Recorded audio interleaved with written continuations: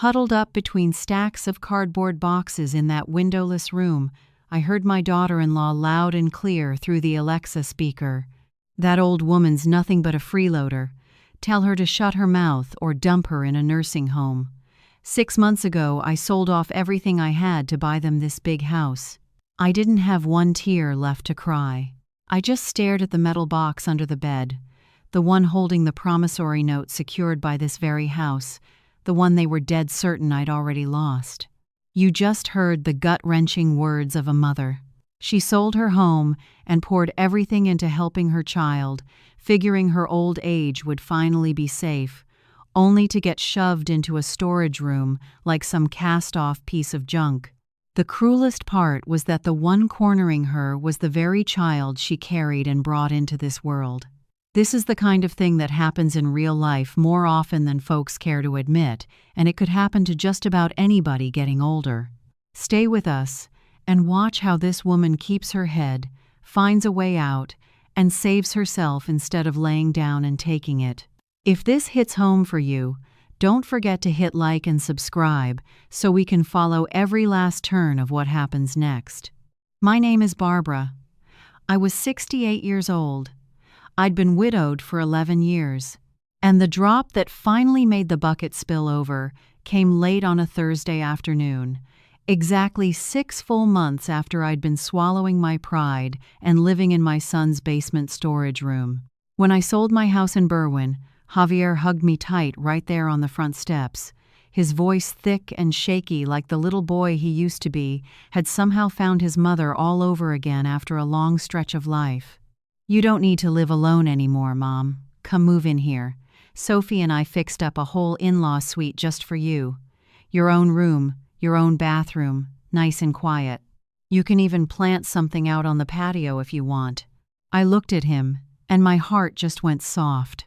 When you get old, one kind sentence is enough to hand over the whole rest of your life to your child.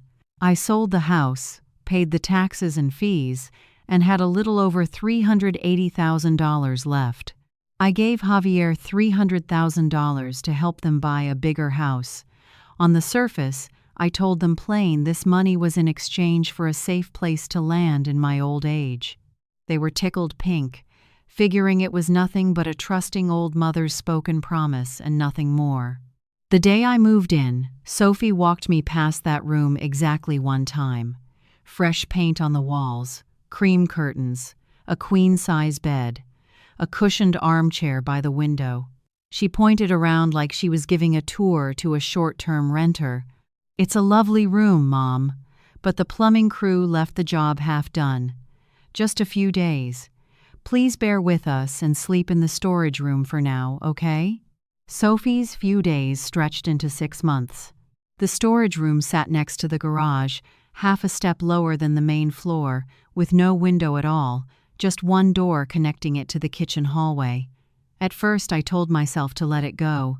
New house, lots of clutter, better to keep the peace. I set my suitcase in one corner, stacked my clothes on a plastic chair, and tried to calm myself by thinking old folks shouldn't be too fussy and make the whole house feel heavy. On the second night, Sophie came downstairs carrying a silver keypad lock. "We're putting this on for safety, Mom. Emma runs all over the place. If she opens this door and gets into my live stream inventory, that could be a problem." I looked up at her. "A keypad lock on the door to the main house?" "Yes, ma'am. You can still press the button from the inside and get out. It's just to keep the little ones from coming down." Javier stood behind his wife, hands shoved in his pockets, eyes avoiding mine. "Just temporary, Mom." I gave a dry little smile. "Sure, temporary." I still remember what that moment felt like. The pain didn't burst wide open. It slid in slow and low, pressing down on my chest with every breath. Like when you hear the tiniest little crack and know the glass is already split, even if it hasn't shattered in front of you yet. My most precious things, old photo albums, the tea set my husband left behind, the wool scarves I knit myself, my medicine box, my papers, all of it got shoved into damp cardboard boxes and stacked beside Sophie's makeup inventory, live sale clothes, ring lights, clothing racks, and sealed shipping packages. My things weren't my things anymore.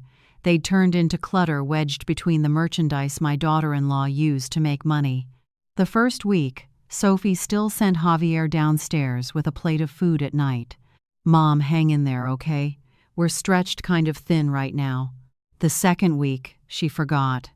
By the third week, she didn't forget anymore. She had simply decided it wasn't her responsibility.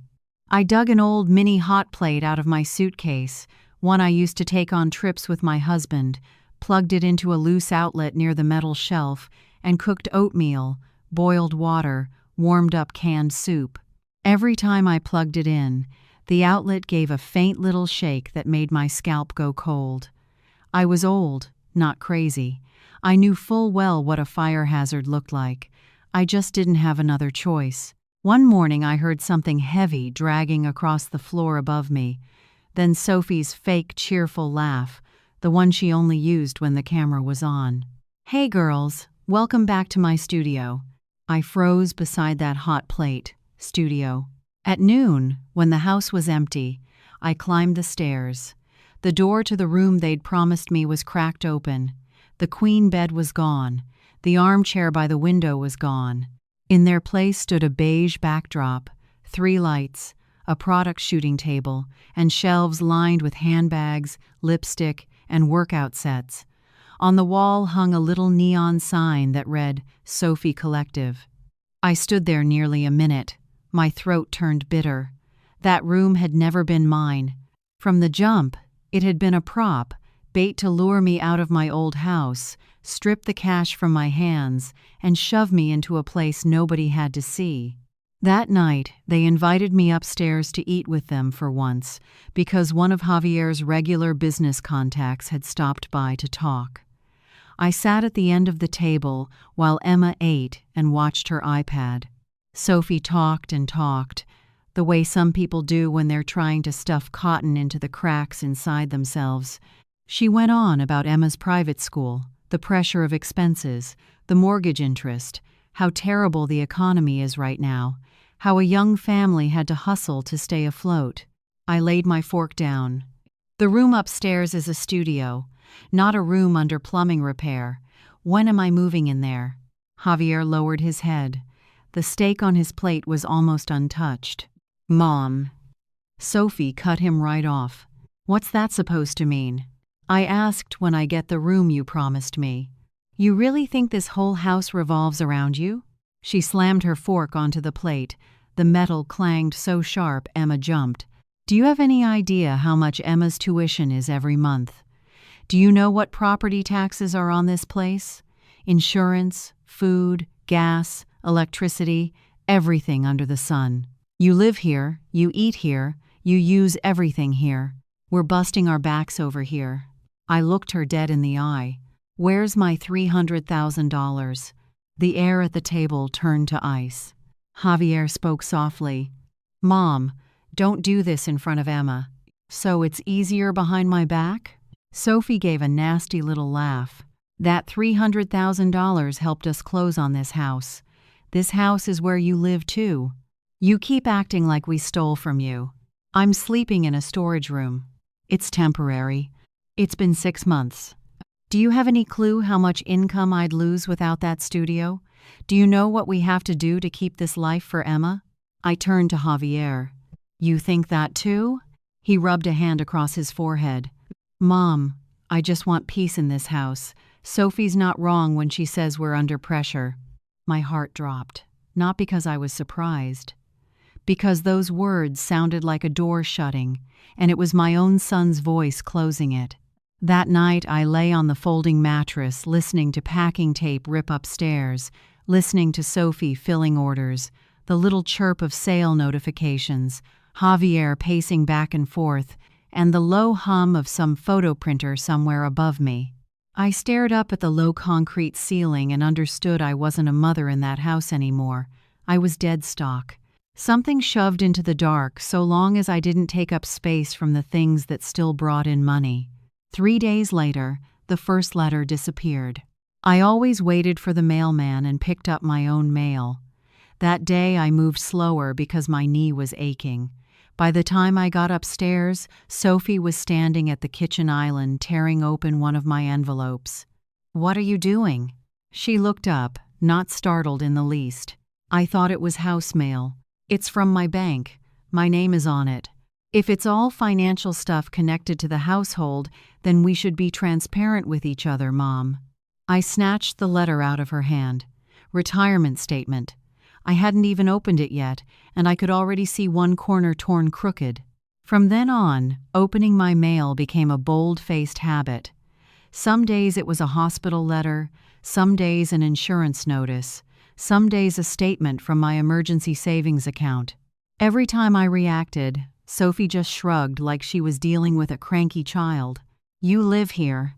We need to know so we can budget." One evening, near the end of the month, she came down to my room, stood between 2 stacks of boxes, arms folded over her chest. "Starting next month, you're gonna pay 70% of your pension for utilities." I thought I'd heard her wrong. "How much?" 70%. And that's me being generous. I want to see the actual bills. Sophie gave me a crooked smile. "So you don't trust us?" "I trust numbers. You're living in our house. I gave $300,000 to this house. That was you helping your son. That doesn't mean you live free forever." I looked at her a long time, then said very slowly, "I'll pay a fair share if you show me the bills. Every single one."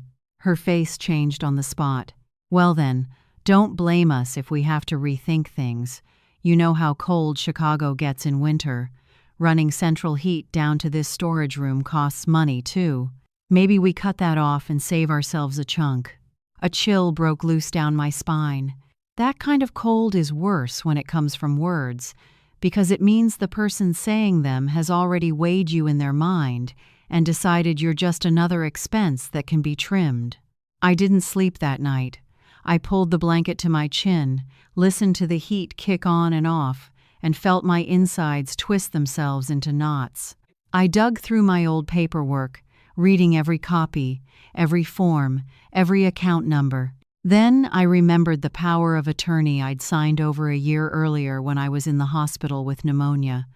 Back then Javier had cried and said he needed the right to act for me if there was ever an emergency. The next morning, I called the bank from my old phone, curled up in the corner of the room so nobody would hear me. Once the employee verified my information, she said something that turned my blood cold. "Ma'am, there were 2 attempted transactions this month from the person authorized on your account, but the system held them because the amounts went over the threshold for extra verification." "Who made the requests?" "Javier Harlow." I squeezed that phone so hard my knuckles hurt. "How much was he trying to take?" "The first attempt was for $40,000. The second was for $12,000. I hung up, ears ringing. My son, who used to cry when he crashed his bike and chipped a baby tooth, who used to be scared of the dark, who once called me in the middle of the night in 8th grade because he'd forgotten a presentation at home, was now somewhere in that house trying to drain the emergency fund meant for the tail end of his mother's life. The next morning I got up at 5 a.m., put on the nicest clothes I still had pressed flat enough to wear, stuffed my papers in my purse, and took a cab to the bank branch in Evanston. I didn't tell a soul. Didn't leave a note. I sat up straight in the back seat, watching gray, freezing Chicago pass by the window while my gut twisted like someone had wrung it out by hand. The bank employee was a black woman, maybe around 40. She looked at me, then at the forms, then back at me. "You want to revoke the entire power of attorney? Right now. Are you concerned about financial exploitation?" I hesitated for exactly 1 beat, then told the truth. "Yes." She stopped writing. "I can bring over someone from Elder Support Services if you'd like. I want this handled first." 30 minutes later, the power of attorney was revoked. I closed the joint account. I moved every last dollar into a brand new account, in Barbara Harlow's name only. I asked for flags on any large transactions. I set a new security code. Javier would never guess the date my husband died, not my son's birthday like it had been all those years. When I walked out of that bank, my knees felt like wet paper. I sat on an outdoor bench for more than 10 minutes, purse clutched in my hands, watching people walk by. A 68-year-old woman taking her money back from her own son. Sounded half ridiculous, half humiliating. And the worst part was knowing I had handed him that knife myself in the first place. I got home close to noon. Sophie was recording a video in the kitchen. Javier wasn't there. I quietly went back downstairs. Less than an hour later, the door flew open so hard the lock smacked the wall with a sharp crack. Javier charged in. "What the hell did you do?" I sat on the mattress and looked up. "You're talking to your mother. The bank called me. You revoked the POA. You moved all the money. You think I'm a thief?" His face was red as a burn.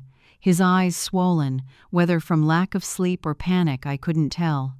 "You tried to pull $40,000 out of my fund. You don't understand. I was just trying to float us for a little while. And the other $12,000 was just floating us too?" "Mom, let me explain." "I'm listening." He swallowed hard. "The house is tight right now. Sophie's got some things that needed to be paid fast. I was going to use it for a few days and put it back. I wasn't trying to hurt you." I laughed, one short, dry little laugh that sounded strange even to me. "You lie awful bad, Javier." His eyes reddened right away. "You always think the worst of me. Have you ever trusted me for real, not once?" That was the dirtiest hit of all.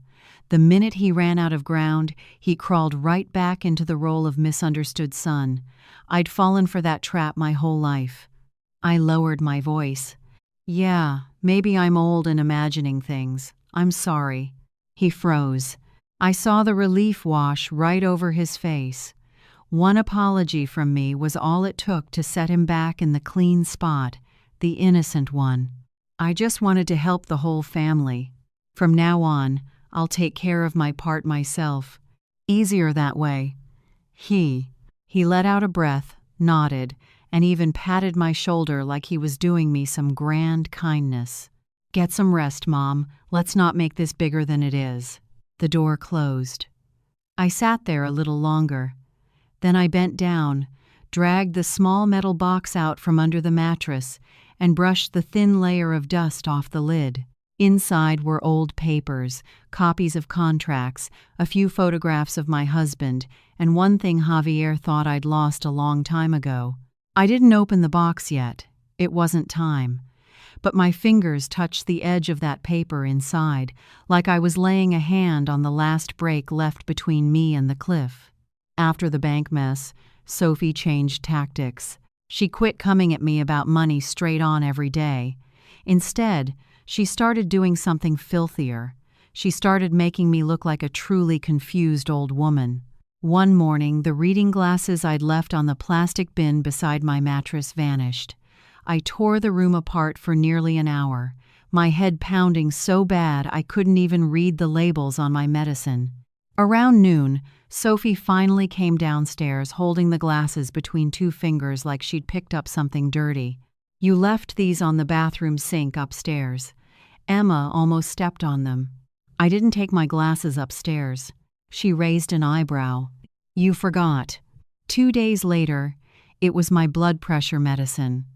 I remembered clear as day that I had put the bottle in a red zip bag with my blood pressure cuff. The whole bag disappeared. I ripped through every box, sweat crawling down my spine. When Javier got home that evening, Sophie told him right in front of me. "I told you, didn't I? Your mom's starting to leave things all over the place. Today, her medicine and those glasses went missing. What if Emma got into them?" Javier looked at me tight-faced. "Mom, you've got to be more careful. You're hiding my things." Sophie laughed out loud. "Listen to yourself. Does that even sound reasonable?"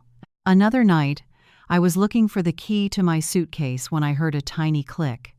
Javier was standing outside the room holding up his phone. "What are you doing? If you keep panicking like this, I need to record it so I can ask a mental health doctor. I'm just worried." I stood there still as stone. He was filming his old mother digging through boxes in a storage room like I was some kind of case file. The shame didn't stay on the surface anymore. It pushed deep into my chest till it hurt to breathe. Then came the mini fridge. I'd saved up my own money and bought a little used refrigerator from a neighbor. I kept it under the steel shelf in my room. I put yogurt in it, vegetables, a couple cans of soup, deli meat, milk. One morning I opened it, and a sour stench hit me so hard I stepped back. Everything inside was warm and soft. The plug had been pulled. I was crouched down, cleaning spoiled food, when I heard voices and laughter upstairs. Sophie brought 2 neighbor women down. "Oh my gosh, I'm so sorry about the smell. My mother-in-law's getting forgetful these days. She keeps putting food in strange places and letting it spoil. We're really trying our best." One woman peered at me with that look of pity mixed with suspicion. The other one covered her nose. I lifted my head. "You unplugged my refrigerator." Sophie sighed like a saint bearing a burden. "There she goes again." I looked at Javier. He stood on the stairs holding a coffee mug, silent as always. That silence made me shake harder than Sophie's voice did, because it told me my son had picked a side a long time ago. He just hadn't needed to say it out loud yet. That night, with that stale, sour smell still hanging in the room, I sat curled up on the mattress holding the old iPad Javier had once synced to the house smart system. Back when he first set it up, he'd linked Alexa so I could video call Emma, play music, get reminders for my medicine. After I got shoved downstairs, I barely used it, but I still kept it out of habit. That night, while I was digging through the settings to turn off some annoying notifications, I found the synced device history and audio log. I tapped it. Sophie's voice came blasting out, clear as a bell and sharp as broken glass. "That old woman's nothing but a freeloader. Tell her to shut her mouth or dump her in a nursing home." My heart kicked so hard my ears started ringing. I dragged the timeline back. Javier's voice came next, quieter, hesitant. "That's going a little far." "Far? If you want to keep living in this house, then pick. Either she disappears or the bank takes the whole damn house." I sat frozen. The iPad felt hot in my hands. I opened more clips. In one, Sophie said they needed enough proof that I was losing my mind so they could get a conservatorship.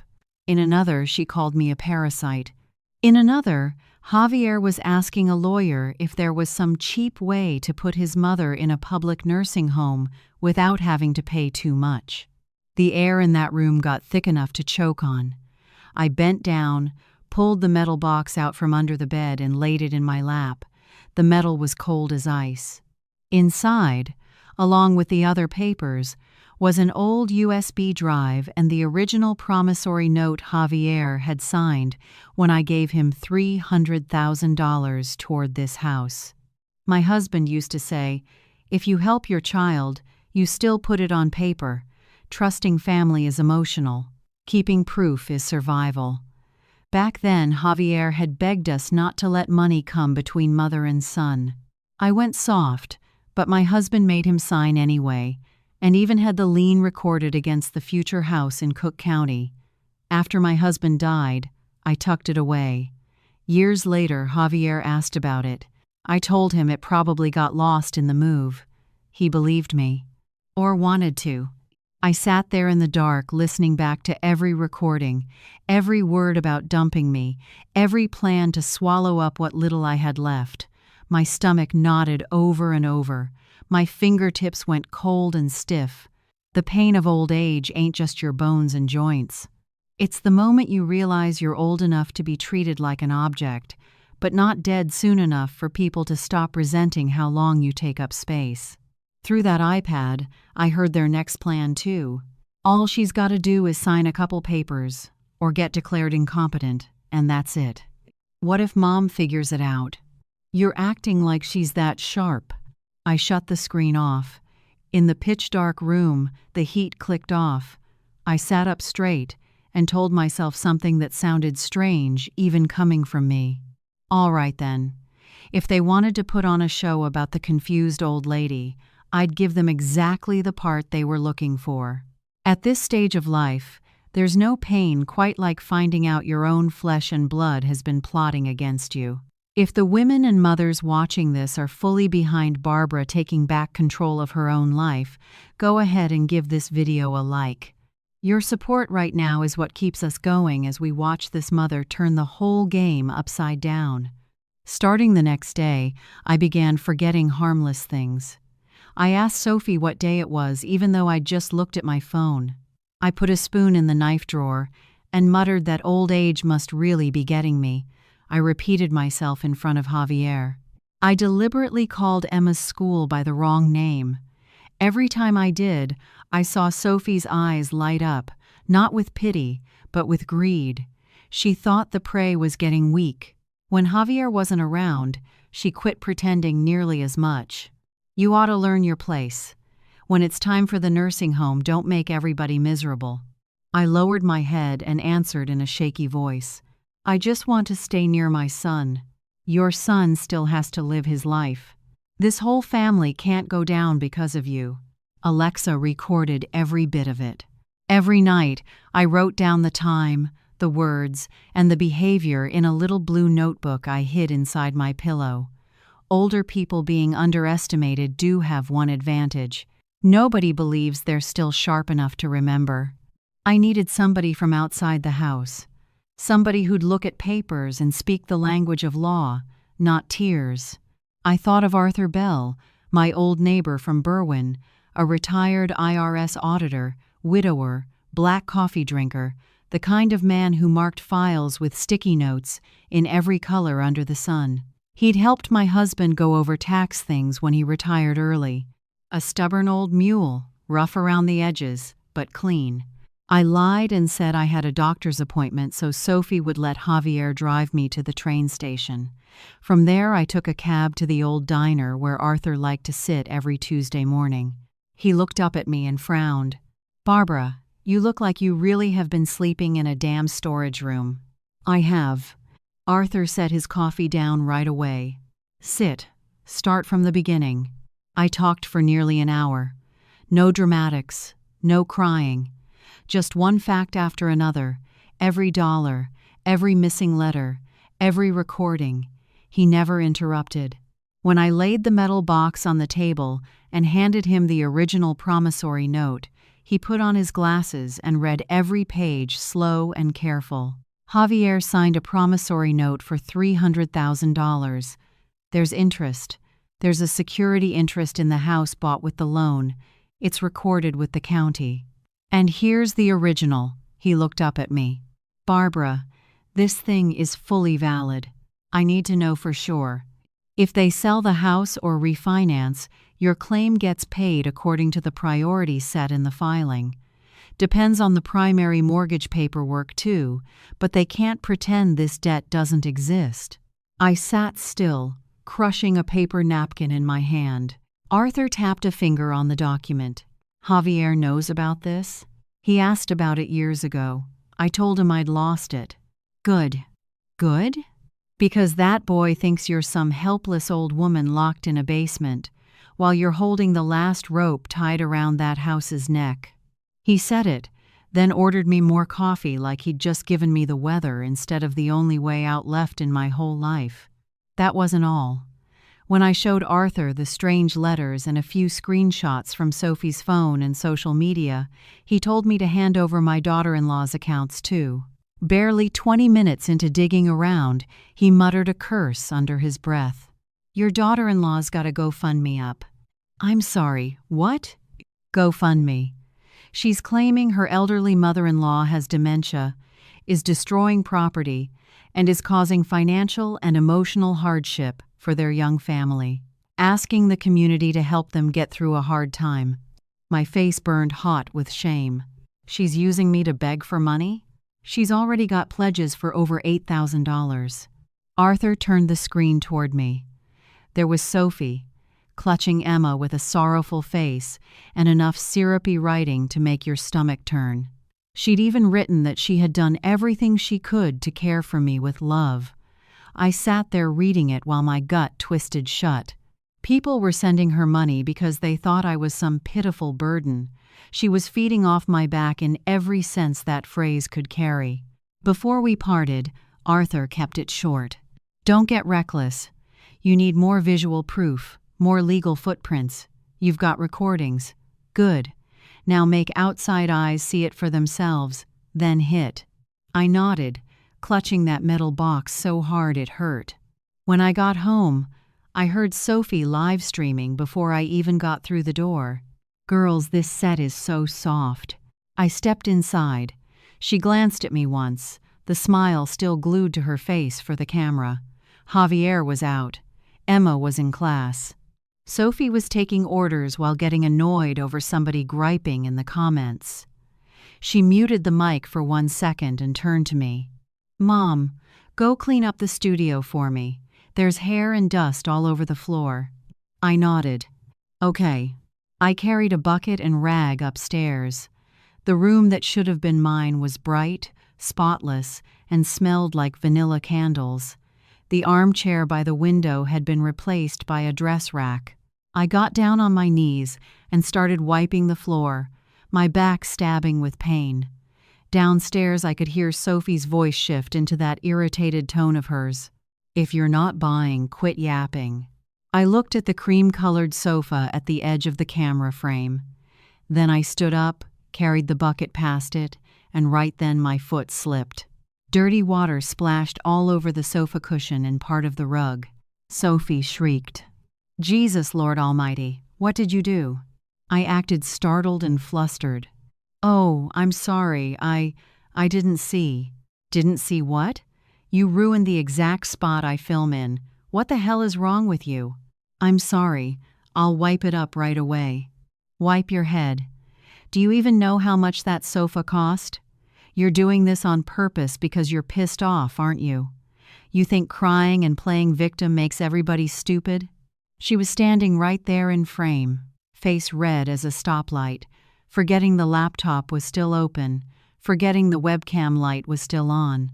I could see the little blinking dot by the screen. It wasn't full frame, but Sophie always kept a faded side camera box open during her sales to keep the stream feeling live. I lowered my head and stammered. "I truly didn't mean to." "Oh, for God's sake, why don't you just die already so this house has one less problem?" The second those words came out, Sophie froze. She whipped around toward the laptop and scrambled to shut something off. Too late. A line like that only has to slip through for half a second before the drama-hungry hounds online tear it to shreds. I kept wiping, my hands shaking just enough to sell it. Inside, I'd gone cold. When people look down on you hard enough, they show their true face even in front of the very camera they use to make money. That night I sent Arthur the timestamp of the live stream. He texted back one line. "Good. Now wait for the legal hit." It came faster than I expected. Ever since Sophie started demanding utility money, I'd quietly been taking pictures of that storage room, the keypad lock, the loose outlet, the mini hot plate, the windowless sleeping area, the stacks of inventory blocking the path. Arthur told me to call 311 anonymously if I wanted an inspector to come out. I did it on a Monday night. I didn't give my name. I just said there was an elderly person living in a storage space that wasn't up to code, with a fire risk and no way out. 2 weeks later, one morning after Sophie had slept in from a late-night sales stream, the doorbell rang. I answered it. Standing there was a woman around 50 in a city jacket with a building department badge. Beside her stood a younger person holding a clipboard. We received a complaint about a non-compliant space being used as a living area. I opened the door wider. "Please come in." Sophie came running downstairs halfway through, hair unbrushed, face puffy, forcing out a social smile. "Oh, I'm sure this is a misunderstanding." "I'd like to see the lower-level area," the female inspector said. not smiling one bit. I led them down. The second she stepped inside, she stopped and looked around. Boxes stacked above head height, a bed jammed tight beside steel shelving, a hot plate plugged into a flimsy outlet. No window, no second means of egress. No separate smoke alarm. I stood next to my mattress like living evidence. Sophie started talking a mile a minute. "Well, my mother-in-law is only staying down here temporarily while the upstairs room is being repaired." The inspector turned and looked at her, her voice cold as a steel blade. "You don't need to explain. My dog wouldn't sleep in a place with this little ventilation, let alone somebody's mother." Sophie's mouth snapped shut. Javier had just pulled into the driveway and came rushing down. "What's going on?" The inspector pointed her pen through the space around me. "What's going on is that this elderly woman is being kept in a space that is in serious violation of safety code. Storage rooms are not bedrooms. No egress window, blocked pathway, fire hazard, unsafe electrical setup." Then she slapped a red tag right on the door frame, shutting that space down. Sophie's face turned ghost white. "But then where is my mother supposed to stay?" The inspector looked square at Javier. "That's a question you should have asked yourself before letting her sleep in here for however long this has been going on." Javier opened his mouth and shut it again. I looked at his face and saw the real panic finally show through. Not because of me, because of the fine, because of the paperwork. Because once the government steps inside, other things have a way of following. That's exactly what happened. Later that afternoon, a letter from the HOA showed up.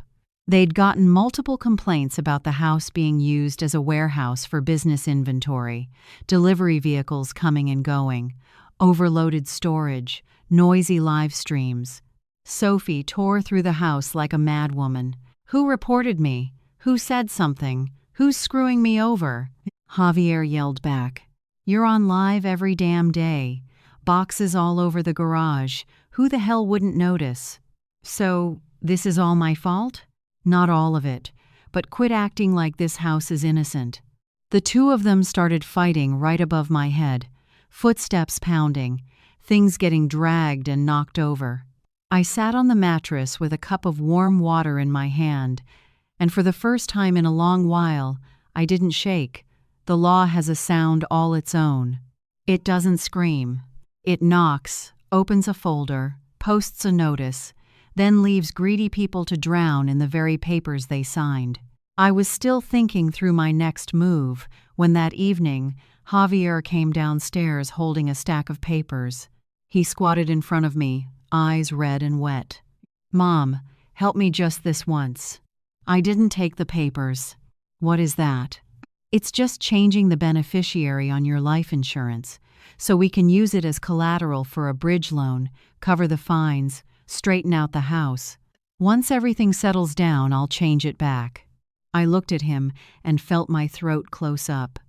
Even now, after all of it, he still thought I was dumb enough for that. "You want me to sign?" "Just one spot, that's all. The family's right on the edge." Slowly, I pulled a medical paper from my cardigan pocket, one I'd had printed at the community clinic the day before. It was nothing but a routine cognitive check form with a few harmless notes. I laid it in front of him and let myself look tired. "Sorry, honey. The doctor just diagnosed me with severe cognitive decline. The court froze all my accounts and signing rights to protect me. My signature's trash now." Javier's eyes flew wide open. "What? Terrible, isn't it? I'm upset too." He snatched up the paper and scanned it fast, his face changing color. He wasn't a doctor. He didn't understand all of it, but he understood enough to panic. More important than that, he was scared that if I was really being flagged as vulnerable, every dirty thing they'd been trying to do could come under a microscope. He shot to his feet. "Since when?" "I probably told you already. I forgot." I looked up at him with the blankest, foggiest old lady eyes I could manage. He took one full step back. That step told me I had hit the softest spot in him. That night, Javier and Sophie fought until nearly midnight. I didn't have to creep close, because the little recorder I'd hidden in an old tissue box picked up every word. "You're such an idiot. Why did you let her go to the doctor alone? How was I supposed to know she'd pull something like this? How the hell are we supposed to do a conservatorship now?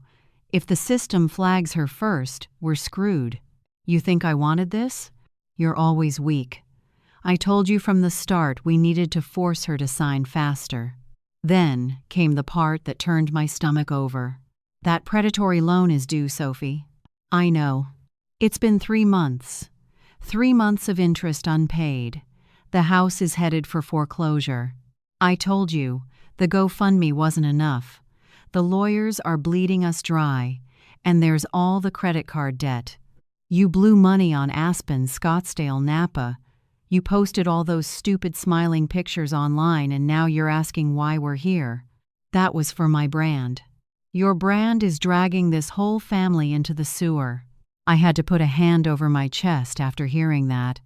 Their greed was really just a lousy shell covering a mountain of debt waiting to swallow that house whole. 3 months behind on interest, GoFundMe money used to patch lawyer bills. Fancy social media trips paid for with predatory loans. I wasn't the burden anymore. I was the last money source they hadn't managed to devour. The next morning, Sophie dropped the polite act altogether. She stormed into my room, hair pulled tight, eyes red and wild. "That's enough.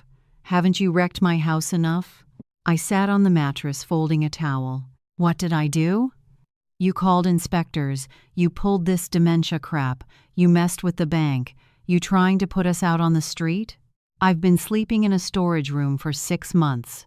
If life's so hard here, then get the hell out. Tonight would be even better." She grabbed a cardboard box beside me and hurled it at the wall.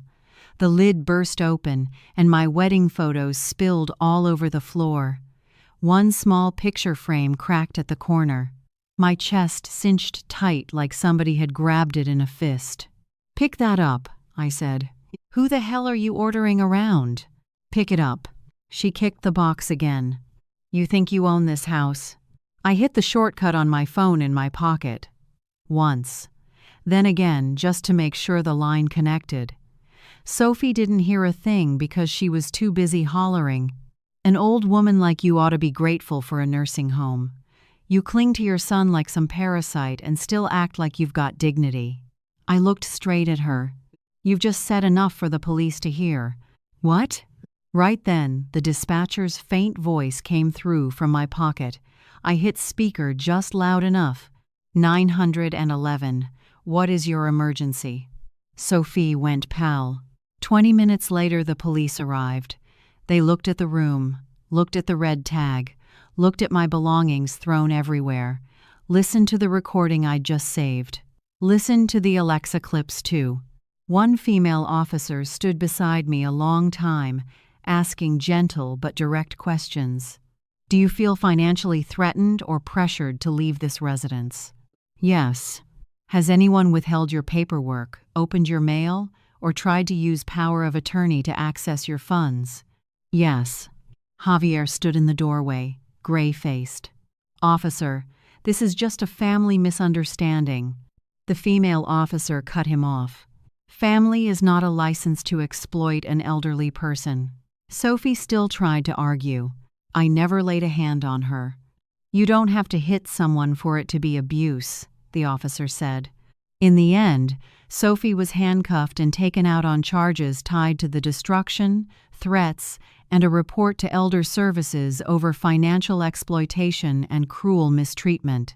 She twisted around and yelled at Javier while they led her to the car. "Are you just gonna stand there? Say something." Javier stood frozen, lips moving but nothing coming out. That same night, the officers helped me secure an emergency protective order. It was only a thin sheet of paper, but it felt as heavy as an iron door slamming shut. They told me that for the time being, Sophie was not allowed to approach or harass me at that residence. When they left, the house was quiet, in a way it had never been. I carried my old blanket upstairs. Each step felt heavy as a whole lifetime. I passed the studio that used to be my room, past the kitchen, past the stone island where Sophie used to open my mail, and walked into the living room. I turned on the heat. The warm air came through so softly it made my eyes sting. I boiled water, made myself a cup of black tea, and sat down on the sofa Sophie had screamed about when I got it wet. 6 months. It had been 6 months since I'd sat someplace with real light, real warmth, real air. My hands trembled around that cup. Not from fear, from the shock of my body remembering what it felt like to be treated like a human being. Javier stood in the kitchen doorway for a long while before he finally spoke. "Mom, this has gone too far." I looked down into my tea. "No, it's only just come out into the open." The next morning, Javier bailed Sophie out. He didn't dare let her step through the front door because of the protective order, so the two of them stood out in the driveway, screaming at each other while neighbors peeked through their curtains. I sat in the living room without turning on the TV and let their words drift in through the glass. "You have to sell the house. If we sell now, we take a huge loss. If we don't sell, we lose everything." And my mom's claim, "Don't you call me Sophie if you're still going to hang on to this mess. Figure out how to stop her." They decided to unload the house fast to stop the bleeding and head off the foreclosure. I knew because Arthur had already started tracking the paperwork and the new listing. He called me first thing Thursday morning. "They're about to close with a bargain basement investor. Realtor's office in Wilmette, 2 p.m. Should I go?" "You shouldn't. You need to." I went with Arthur and the family's old lawyer, Leonard Pierce, the man who had done my husband's will. Leonard was a few years older than me, slightly bent at the back, but his voice was still sharp as a paper cut. When we walked into the conference room, Javier had a pen in his hand. Sophie sat beside him, pale as milk but still trying to hold on to that polished look of a woman who believed she could charm a whole room if she smiled at the right angle. The investor and realtor looked up in surprise. Javier shot to his feet. "Mom, what are you doing here?" Leonard didn't answer him. He opened his briefcase, laid the original promissory note on the table, and turned it square toward the realtor. "I represent Barbara Harlow. Before this transaction moves forward, be advised that any proceeds from the sale of this property must first address the debt secured by this instrument in the amount of $300,000. The realtor picked it up and looked it over, his expression shifting at once. "This has been recorded?" Arthur slid over the county search printout. "It has." Javier collapsed back into his chair. "Mom, you kept this?" I looked at him. "You thought I really lost it?"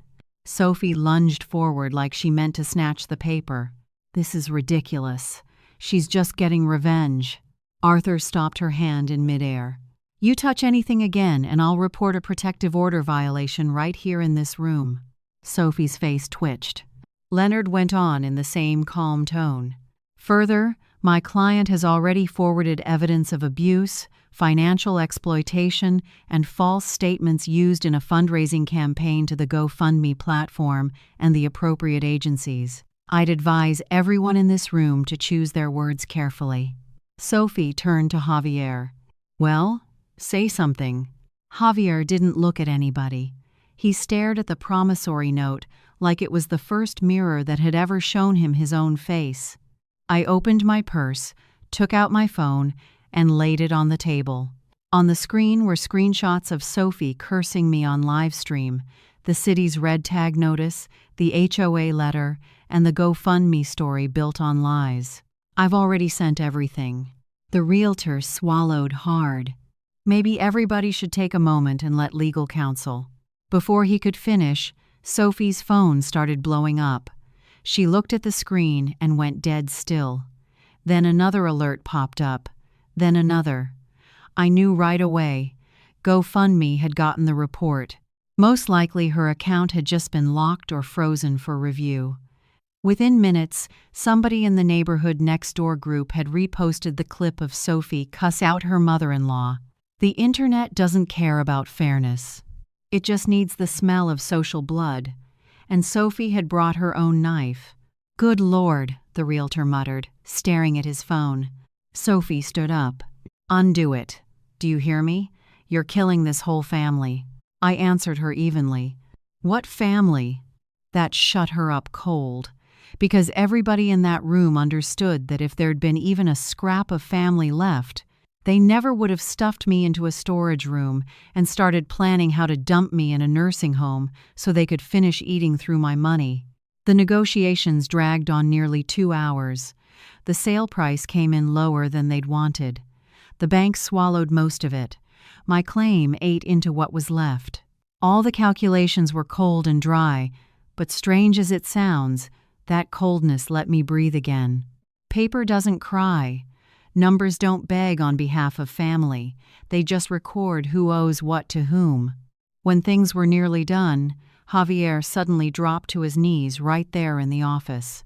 "Mom, please, cancel the note. I'm begging you. I'm your son." Nobody said a word.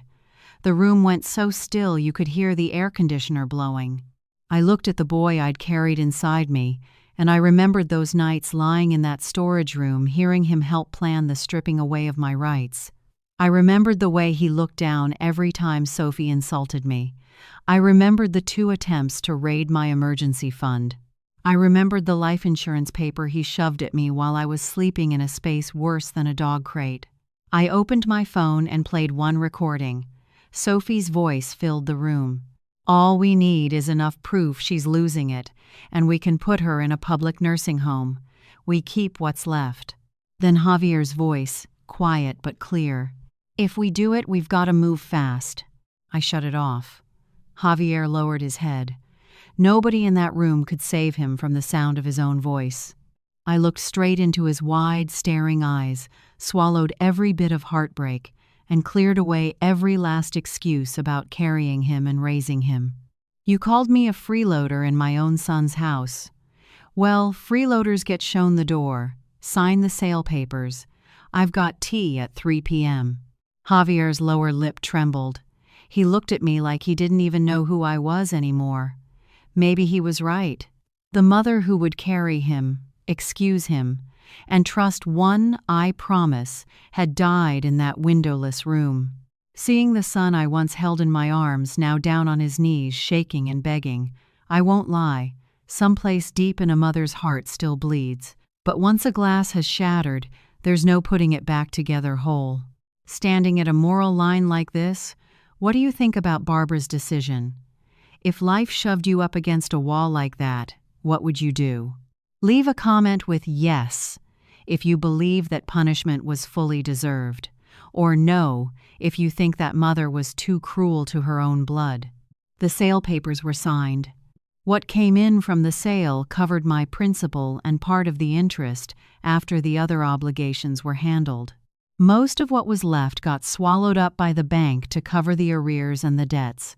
Sophie moved out that very afternoon, hurling suitcases into her trunk like she was throwing in every failure of her own life. Before she got in, she looked at me one last time with hatred and fear mixed together in her eyes. "You'll die alone," I answered her. "I'd rather that than live beside you." She slammed the car door and drove off. Javier stood in that empty house among the pale spots on the walls where pictures used to hang. He looked 10 years older after just a few weeks. I walked past him carrying my light little suitcase. He called after me softly, "Mom." I stopped, but didn't fully turn around. "What?" I really didn't know things would end up like this. The hurt rushed straight into the bridge of my nose. That excuse cut deeper than any insult ever had. Because that's the kind of self-pity people cling to when they don't have the guts to call their own actions by their proper name. You knew. You just thought I'd keep taking it. I pulled my suitcase out the door, never looked back. I moved into a secure senior apartment community out in the suburbs near Skokie. The apartment was much smaller than my old house. No backyard, no front porch. Just one bedroom, an open kitchen, and a big east-facing window. In the mornings, the sunlight spread gold across the wood floor. At night, it got so quiet you could hear the elevator stopping in the hallway. To somebody else, it might have felt cramped. To me, it felt like freedom. I used part of the money I recovered to set up a medical trust and all new directive paperwork. Javier was not allowed anywhere near my medical decisions, financial decisions, or housing arrangements ever again. Arthur sat with me through the whole meeting with the lawyer, grumbling while he checked every line. Folks our age got one job to do right. Don't let your children turn you into a wallet with a heartbeat. I laughed even with tears stinging my eyes. Those first weeks, my body still didn't believe I was safe. I jumped every time somebody knocked hard on the door. If I left my tea tin in the wrong place, I'd panic and think somebody had gone through my things. Some nights I woke from dreams of that storage room wall pressing in toward my face, the air thick and close, my feet unable to find the door. I'd sit up in the dark, reach for the light switch, look around at my little apartment glowing soft and warm, and remind myself that here the door opened, the window showed sky, and nobody had the right to lock me in ever again. Javier texted every now and then. "How are you, Mom? I'm sorry. I'm looking for a place to rent. Can I come talk to you?" I only answered short. "I'm doing all right. Take care of your own life." Forgiveness is something else altogether. It's not the same as reopening the door for somebody who shoved you into a hole. I didn't know yet whether I could forgive. I wasn't even sure it mattered. What I did know was that I would never again let anyone, not even my own son, cross the line I'd built out of my own heart's blood. At the new building, I joined the rooftop gardening club. A few cherry tomato pots weren't anything special, but seeing something grow under my hands without anybody stealing the credit or turning it into a tool made me feel lighter than I had in years. I got to know Mabel in 4C, a widow with a church bell laugh who was always passing around oatmeal cookies. I got to know Doris, a former pediatric nurse who looked straight into your eyes when she spoke, like she was telling you without words that you were seen and heard. The older folks there never asked why I lived alone. They just asked if I liked black tea or peppermint. Old age can be kinder than youth in that way. One afternoon I was watering a few basil pots when Mabel asked me, "You got children nearby?" I paused for just a beat. "Yes, but not nearby in the way you mean." Mabel didn't ask another thing. She just pushed a cookie into my hand. "Then all the more reason to eat." I laughed. A real laugh. Small, but real. That year, winter came early. The season's first snow spread over the parking lot like a wrinkled white blanket. I sat by the window drinking tea, watching the sky brighten. The apartment wasn't big, but everything in it sat exactly where I wanted it. Nobody opened my mail. Nobody touched my medicine. Nobody asked about my bank balance in a voice sweet as syrup. It took me all the way to 68 years old to learn that peace doesn't mean your children keep you close. Peace means your key is in your own pocket, your papers are in your own drawer, and the decisions are still in your own hands. Javier got divorced nearly 7 months later. I found out through court paperwork that got misdirected to an old email Arthur was still watching for me. He rented a tiny room in Des Plaines and picked up weekend work to pay his debts. I wasn't glad to see my son brought low. No ordinary mother would be. But I didn't run in to save him either. Save him once with money, and you open the door to 10 more rounds of exploitation paid for with tears. One early spring afternoon, he stood outside the apartment lobby and called from his phone to say he was there. "If you don't want to see me, I'll leave." I stood behind my apartment door for a long time, my hand cold on the knob. Then I went downstairs. Javier had gotten thin. Old coat, worn shoes, eyes red-rimmed. He stood when he saw me. "I just wanted to bring you this." He handed me a small wooden box. Inside was his father's pocket watch, the one that had gotten buried in all that mess in the storage room and vanished after Sophie threw the boxes. I thought it was gone for good. I found it in an old garage box. I held the watch and my fingers shook. "Thank you." He nodded, lips trembling. "I've been more disgusting than I even realized. I'm not asking you to forgive me. I just wanted you to have Dad's watch back." I looked at him. In that moment, I saw two people layered on top of each other. A little boy who once slept holding a ragged teddy bear, and a grown man who stood there silent while his wife locked his mother in a storage room. Both of them were Javier. I couldn't choose the sweet one and pretend the other had never existed. "Fix your own life," I told him. He nodded. "Yes, ma'am." Javier turned and walked away, carrying that worn-down, lonely shadow of himself through the dreary weather without asking for even one comforting word. I carried the watch back to my apartment. When I opened the lid, the hands were still ticking slow and steady. My heart gave a sharp ache, but it didn't shatter the way it once would have.